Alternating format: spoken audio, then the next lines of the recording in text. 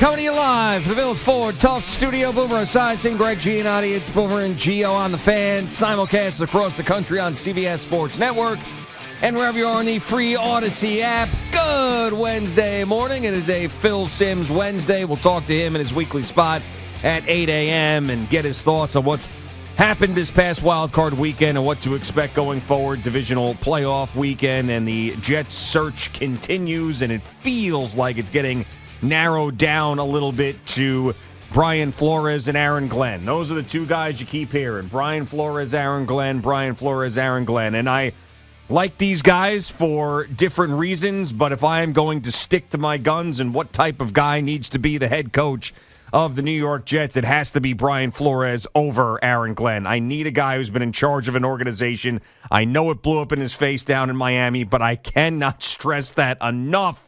And I'm not saying that Aaron Glenn isn't a great head coaching candidate. He is. But you cannot have your first job in this place. And if I were Aaron Glenn, I'd pull a Ben Johnson if the Jets were the only team to offer me a head coaching job and say, I'll come back next year. I'll make myself available after next season and another year with the Detroit Lions. Good morning, Boomer. How are you? Yeah, good morning, G. I'm doing well. And as a former teammate of Aaron Glenn for 2 years, I would tell you the same thing. I feel like he deserves a chance, but I just don't feel like this is the place, even though, people are saying, or has been written in the NFL world that he would love to coach the Jets because he has fond memories of when he was here and the success that he had here. I understand that. It is a huge job. It is a beast of a job. I've often said that. It is not the easiest of jobs to deal with when you are a coordinator, that you've never had head coaching experience, and you're going to be in front of the media every single day. You're going to have to deal with just all the things that go on with the Jet internal organizational stuff with Woody and his family and Christopher and everything else, which is not easy. I would much rather have a guy that's been down that road, whether it be with the Miami Dolphins or whether it be with the Chicago Bears or the Green Bay Packers or the Dallas Cowboys. I just would much rather have a guy who knows what he is stepping into and hopefully has a staff already put together. That's the other aspect here. I don't know who these guys believe their offensive coordinators are going to be. I don't know if they want Aaron Rodgers back. I don't know whether or not they feel like they can get the best out of this roster the way that it's configured, which is not bad. It's not a bad roster. I wouldn't sit here and tell you that it's one of the top 5 rosters, but I think I could make an argument that it's a top 10 roster, not counting the quarterback, because we don't know what the quarterback situation is. We do know that Tyrod Taylor does have a contract for next year, but you're right. I mean, and we've been saying it, that another coordinator who's never done the job, no matter how popular he is, or no matter how popular he was as a player here. And I think that the initial foray into Aaron Glenn would be wonderful. I think a lot of people would like that initially. But I want to put up the red warning signs, and I want to put up the lights, and I want to make sure that he understands what he is getting into, if in fact they ultimately fall on him and they want to give him the job.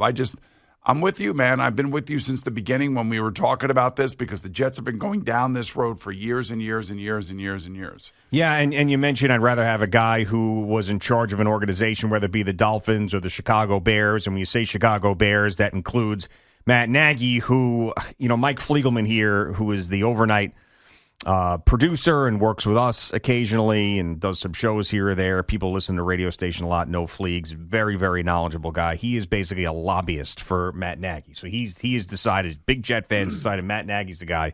And when I hear him, he does make sense as compared to some of these other candidates.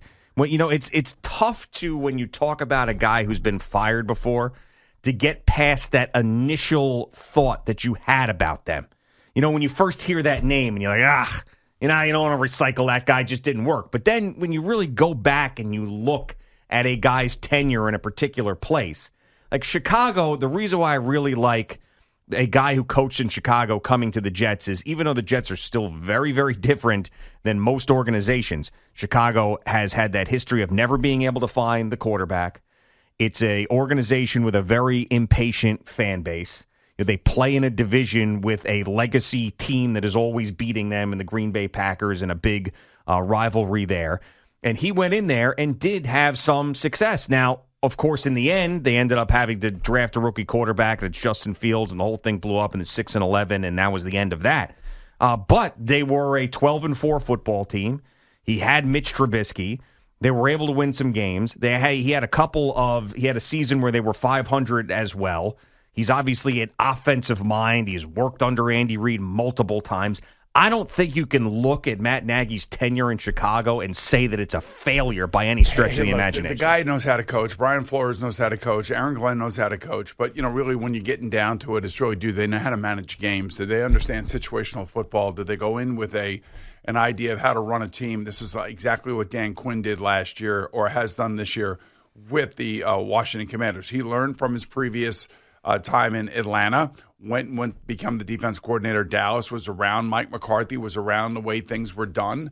He saw all of those things. He was the steady hand that the Commanders wanted with new ownership, and they were lucky enough to have the second overall draft pick and drafted Jaden Daniels. Now he's standing on the sideline and looks like a genius, because he's got the player. He's got the quarterback. He's got the player that if they're behind in the fourth quarter, guess what? He can lead them back 10 different times, and they can win one-score games, and they can do it in a multitude of ways. So that player makes that coach look like he's the right guy for the team, and that's exactly where the Jets are, because they're going to have to draft somebody, or they're going to go through the whole rigmarole of bringing in another stopgap guy, and do they consider – Tyrod Taylor, the stopgap guy? Would a guy like Matt Nagy want to keep Aaron Rodgers here? They run similar offenses. It's the West Coast hybrid offense.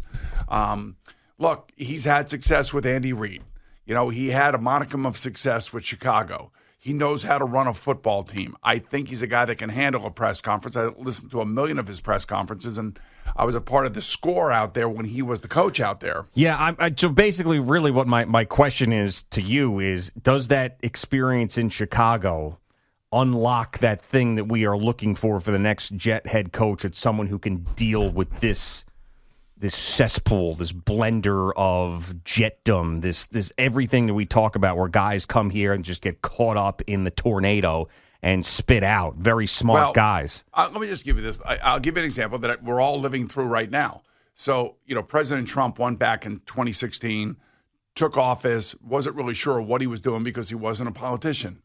Now he comes back. He knows what he's doing. He's trying to get his guys and his people all put into place, so when he does take office, he's ready to rock and roll. That's the same thing with a second-time head coach. Second-time head coach doesn't do well, doesn't finish well. He's scarred by the experience, but that experience is going to make him a better coach wherever he goes next, because he's going to know where the landmines are. He's going to know where the potholes are. He's going to know where the speed bumps are, and he's going to be able to get his staff in a line. And I would think, the quicker you react to this, now you may not be able to because these guys may still be working throughout the playoffs, but if you were Brian Flores and you wanted Brian Flores as your head coach, right now is the time to do that, because Brian Flores then can hire the guys that he wants. And I'm assuming that Woody Johnson would give him the money that he needs to hire the coordinators that he would want and the coaches for the individual position places that he would want as well.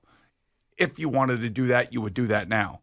But I also think what's really important is that they get the general manager right. The general manager has got to be right as well. He doesn't have to be a big-time personality guy. He just got to be a guy that has had a track record of some success in the NFL somewhere else. Joe Douglas had success. He was basically unknown when they hired him away from Philadelphia. And to me, Joe did a good job here. I'm not going to kill Joe except with maybe the Zach Wilson draft. Everything else, I think, actually he did reasonably well and stayed quiet. He was below the radar, which is the kind of guy that I want for the Jets, because I want that alpha male to be the face of that franchise, to actually give the franchise itself a shot in the arm and also give the fan base something to look forward to. Yeah, I mean, I don't know exactly how they're handling this, whether they're going to hire the GM first. I mean, at first I think it's nuts to not hire the GM first. But then again, when we talked about getting a guy like Mike Vrabel, if you had a shot at him, which you never did once the Patriots fired Gerard Mayo, then You bring in that guy and then say, okay, let's find a guy that'll work with Mike Vrabel. I don't know if there's anybody else out there that the Jets are considering that they would hire that head coach to then decide who he wanted to work with as a general manager. And so now I'm back to hopefully they could find that general manager first, who is then going to sign off on that head coach. All right, so if you are going to go down the path of, okay, let's go steal people that are successful in other places, because that's basically what's going on here in the NFL, then it would be Borgonzi and of course, Matt Nagy would make a lot of sense. Shentz. That would make a lot of sense because obviously they know each other. They're coming from Kansas City, which has been the most successful franchise over the last 5 years, due in large part because of the head coach and the quarterback, the special quarterback they have. But those guys have been around. They're the ones that have had a coach, Patrick Mahomes, straight up. I don't think that there has been any drop off from when Eric Bieniemy left to when Matt Nagy came back, because it was Matt Nagy's he was the offense coordinator before. So you're going Nagy today now. I asked you yesterday, Nagy or Nagy. You said Nagy. Now you're going Nagy. You're confusing the hell out of me. I don't know. Whatever. No, I want to know what it is. We got Hartenstein. It's Hartenstein and Hartenstein. No, it's Hartenstein, actually. It was Hartenstein. I need to know where we're going. We need to be on a united front with this. I'm saying Nagy. But you haven't been all morning. Well, it's early. I could change. So we're saying we, as Boomer and Gio, united front, are going Matt Nagy, not Matt Nagy. Al. There you go. Okay, but that's AI, Yeah, that's Matt Nagy. We'll put in Boomer's name. Does it pronounce? Well, actually, I Googled how do you pronounce Matt Nagy, and it came up as this, like a pronunciation guide for his name somehow. Okay. All right, I was always a Nagy guy. But then I hear Nagy a lot. And we can't be doing this back and forth. It's like Tom Thibodeau. Yeah, well, Matt Nagy does have 2 Super Bowls. Much like Steve Spagnuolo, is it Spagnola? Spagnolo. All right. Spags. Let's just call him Spags. Yeah, just call this guy Spags. Nags and call him Spags. Nags and Spags. Yeah, why not? Who probably will be on their way to another AFC championship. But again, right. But again, they are successful coaches and front office people that are with a successful franchise. And, even Andy Reid had to leave Philadelphia, and he had to get another start in Kansas City. The moment that Philadelphia decided it was done, guess what? He got a job immediately in Kansas City. So, these things happen to all these coaches. Bill Belichick was fired. Bill Parcells has been fired. They've all been fired. It's just the nature of the business, and things turn stale, and eventually, teams are going to move on from their coaches because their fan bases are restless. That's exactly what happened in Chicago with Nags. Mm-hmm. And I don't know. I would just think if you told me it was going to be Borgonzi and Nags, I wouldn't be disappointed with that. If you had told me that it's going to be, I'm trying to think who maybe Brian Flores has crossed paths with, maybe Dimitroff and Flores, I wouldn't be surprised. I think that these are the types of pairings that I would believe that the Jets would be looking for, because the last thing you want to do is, I don't think you want to put 2 guys together that have never met. No, you can't do that. That would be very Jet-like if that were the case. But then again, if that is the case, then you got to hire the general manager first. I think if you sat up there and you had Borgonzi, right, and you had Nagy, you could sit there very comfortably as the owner of the New York Jets and say, we are hiring 2 people that are coming from the preeminent organization in terms of winning in the league. Now, the other 2 organizations that have won a lot, they just haven't won Super Bowls over the last 5 years since 2018, and it correlates to the fact that they drafted quarterbacks that year, are the Bills and the Ravens. The Bills and the Ravens know what they're doing.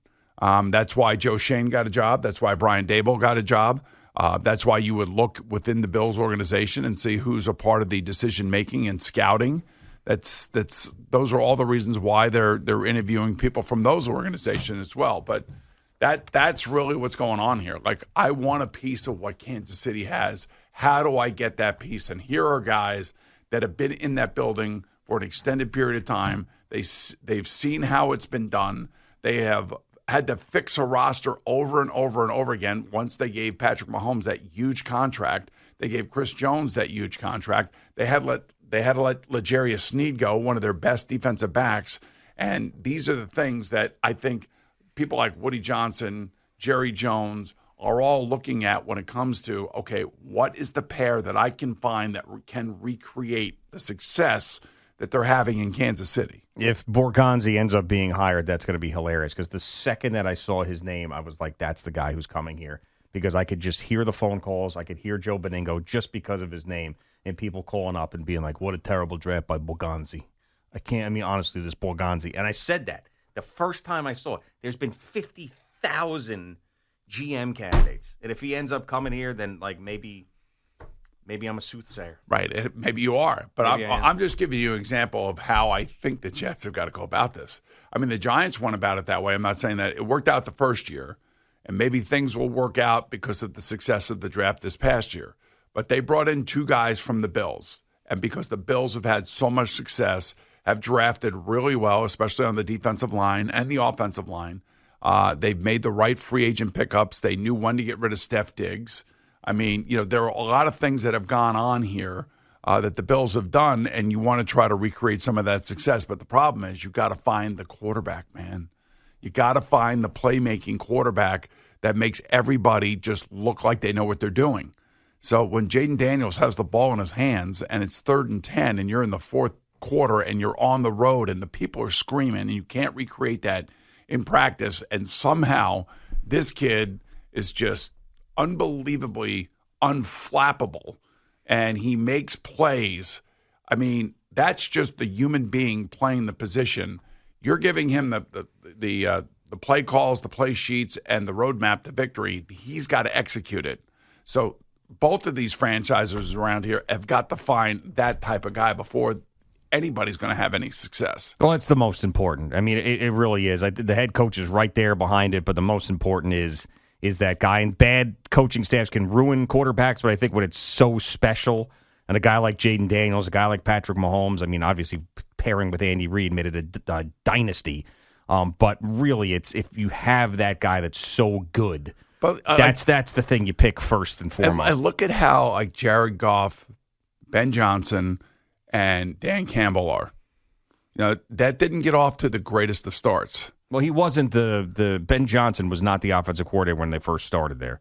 He took over at like year 2 or 3 of Dan Campbell's tenure. I think it was like Jim Bob Cooter back in the day. Is that what it was? Yeah. But Ben Johnson did not start year 1. He was there on the staff, but he did not start year 1 as the offensive coordinator for them. And then when he did and then became the offensive coordinator, things went to a different level.